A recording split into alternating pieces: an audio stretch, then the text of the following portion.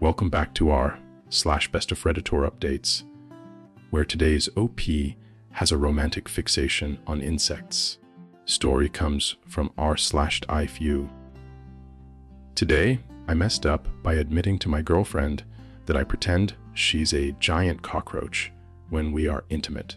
Since I was a teenager, I've had very intense fantasies about being with a giant cockroach. Started in high school when we read The Metamorphosis by Franz Kafka. As I thought about the main character transforming into a bug, I began to wonder what it would be like if a woman transformed instead. Surprisingly, I found the idea incredibly arousing. I wouldn't be disgusted or scared like the family in the book. I would nurture her. Eventually, my thoughts shifted.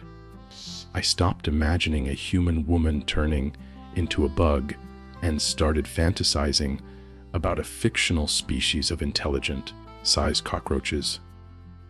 Over time, I created an imaginary companion named Agatha. She was one of these giant roaches. Whenever I had alone time, I would visualize elaborate romantic scenarios with Agatha. When I started being intimate with real women, I realized I couldn't perform unless I was thinking about her. So, whenever I'm with a partner, I close my eyes and focus intensely, pretending they are Agatha. I block out the human woman completely. In my mind, Agatha's multiple limbs and antennae offer an experience no human can match. Any related organization. I've been dating my current girlfriend for about a year. I've tried to be intimate without visualizing Agatha. I just can't do it. Finally, I decided to confide in her. She might be weirded out at first, but would eventually accept it. I was wrong. I have never seen such a look of pure disgust. Outraged is an understatement.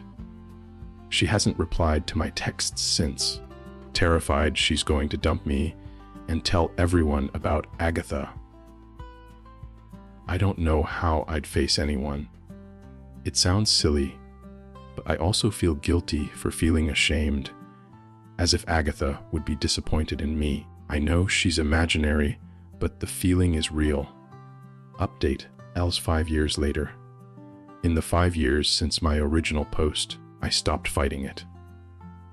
I committed fully to my love for Agatha. I know she isn't physically real. Personality exists in my mind, and that's what I love. Call me delusional, it makes me happy and hurts no one. I haven't had a serious relationship since the breakup 5 years ago. I've had occasional hookups, but I always visualize Agatha during the act. And no, I never told any of them. Lesson learned. I actually fell so deeply in love with Agatha that I married her. I held a private ceremony in my living room, recited vows, and even went on a solo honeymoon to New Orleans. In my heart, she is my wife. Here is where I messed up again. I got so used to thinking of her as my spouse that I slipped up at work. I casually mentioned, "Oh yeah, my wife and I love that show," during a conversation about Chopped. Suddenly, everyone was asking questions. They had no idea I was seeing anyone, let alone married. They wanted to see photos. I panicked. In a moment of weakness, I did the one thing I swore I'd never do. I told the truth. At a team lunch, I spilled everything. I explained how my fascination with Kafka evolved into a romance with an imaginary entity. I described how our love blossomed into a marriage of the mind. At first, they thought it was a weird joke. They realized I was serious. The mood shifted to fear and disgust.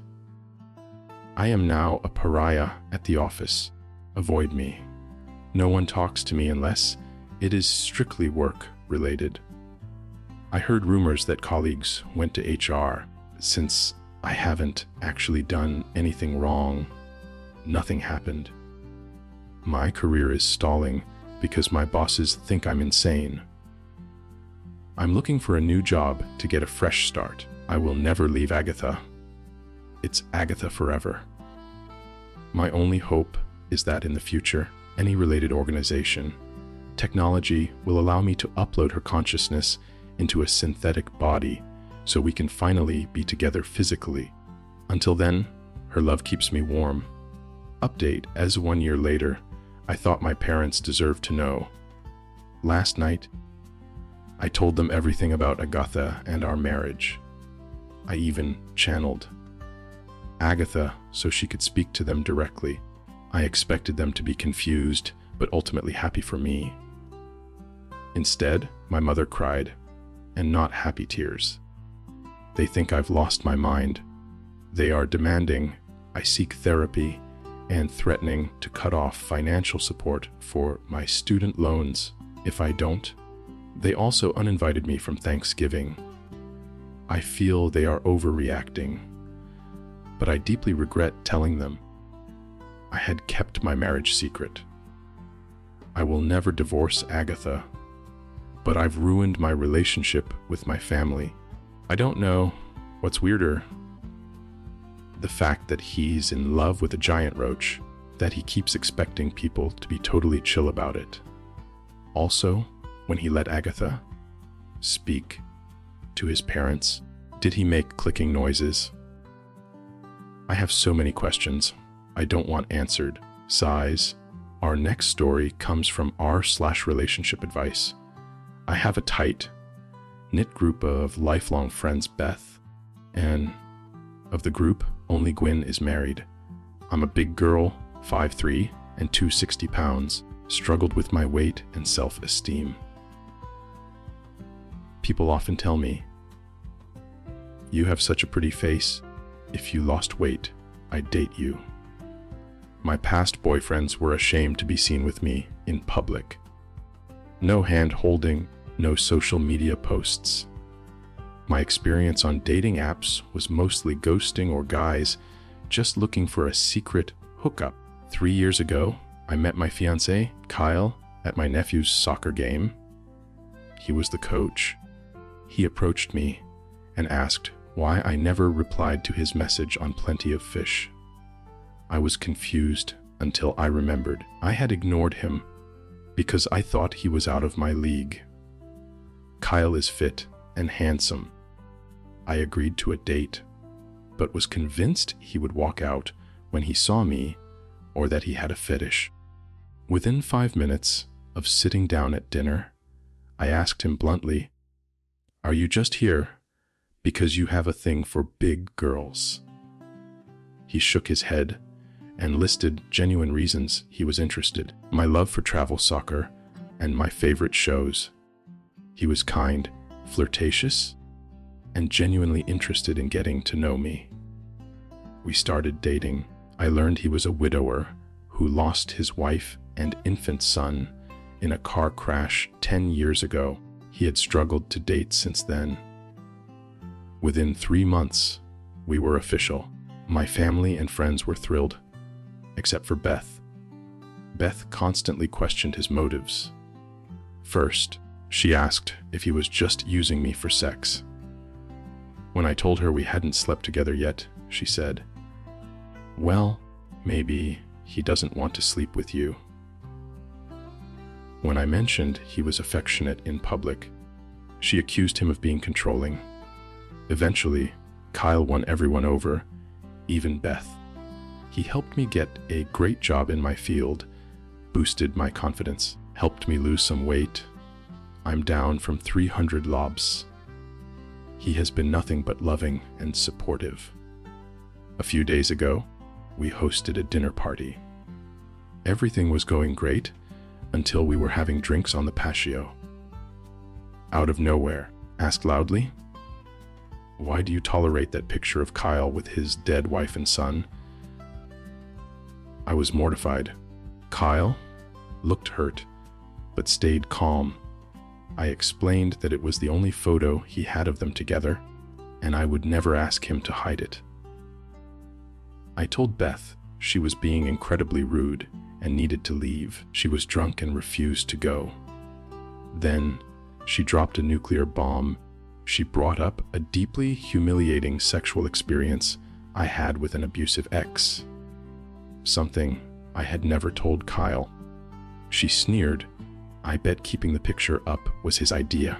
Just like when Jeff made you wear a pig mask and oink while he slept with you. To Kyle exploded. He screamed at her to get out of his house. Gwyn and her husband had to physically drag a crying Beth out the door. I broke down sobbing, apologizing to Kyle over and over, terrified he would leave me. My old insecurities came rushing back.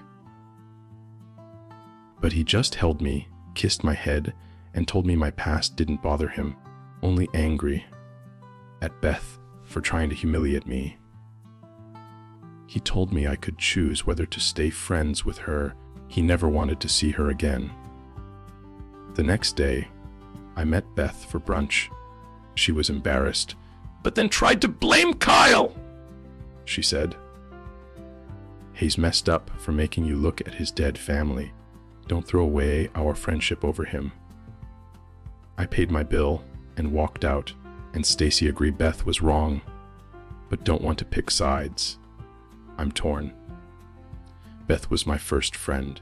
She was there for me during my darkest times, but her cruelty cut deep. Should I forgive her? OP. I've read thousands of stories on this channel. What she said to you is easily in the top 10 vilest things I've ever heard. There is no coming back from that. Next day, thank you all for the support. You helped me realize Beth doesn't care about me. I'm hurt and angry. Mostly I pity who she has become. The sweet 7-year-old girl who defended me from bullies is gone. I'm mourning that version of her. I've cut her off. Now, I'm going to crawl into bed and cuddle with my amazing man. Down in the comments, a user from Brazil shared a saying, "The snake gets closer before it strikes." Just because someone is close to you doesn't mean they want the best for you, but verify. That was r/BestofRedditorUpdates. If you enjoyed this, check out my podcast for the audio version. Don't forget to subscribe for new Reddit stories every single day.